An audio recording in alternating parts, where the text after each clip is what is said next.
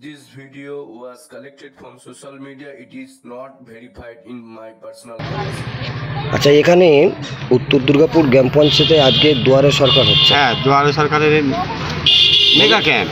আচ্ছা, এখানে এমন একটা পরিষেবা নেই যে যাতে একটা সরকারি আধিকারিকরা এসে সাধারণভাবে বসে।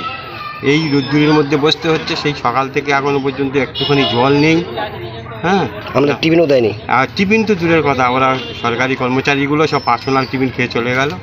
আমরা বাইরে যারা সরকারি আধিকারিক তারা এসেই বসে আছি এই রোদ্দুরে, এখনো পর্যন্ত দেখা নেই। আর এই পরিস্থিতি, প্রধান উপপ্রধানকে বললুম জলের জন্য, বলে হ্যাঁ আসছি বলে আজ 3 ঘন্টা চলে গেল, এখনো পর্যন্ত আর দেখা নেই।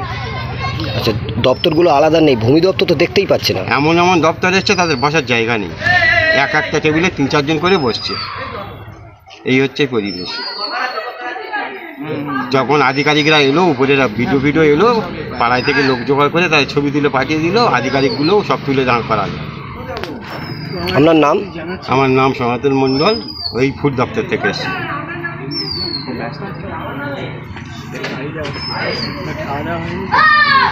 চলো ঠিক আছে, আমি দেখছি কথা বলতে।